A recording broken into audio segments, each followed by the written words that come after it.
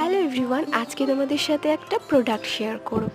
তো দেখতেই পাচ্ছ আমার হাতে এই জিনিসটা, এটা হচ্ছে একটা মিনি রাইস কুকার। তো সেই দিনকে সকালবেলা হুট করে গ্যাস চলে গেছিলো, আর আদ্রিতের স্কুল ছিল, তো ওকে কি খাওয়াবো তো সেটাই ভেবে মাথায় আসছিল না।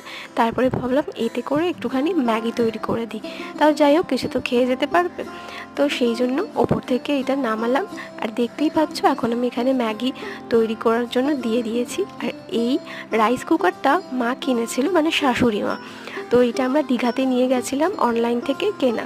তো যেহেতু সাথে ছোট বাচ্চা ছিল আদ্রিক, তো ওর জন্য খাওয়ার কি করব না করব, কখনো তো বাইরে সেভাবে ওকে নিয়ে যাওয়া হয়নি, ফার্স্ট যেহেতু গেছিলাম। তো সেই জন্য এই রাইস কুকারটা আমরা ক্যারি করেছিলাম। তো ওইখানে গিয়ে ওকে 2-1 দিন ম্যাগি করেই খাইয়েছিলাম। আর এটাতে কিন্তু সব কিছু করা যাবে, ভাত রান্না থেকে শুরু করে সব কিছু, চিকেন, ম্যাগি, যা যা করতে চাও। আর এটা কারেন্টে চলে। আর তোমরা যদি কেউ পারচেস করতে চাও, আমি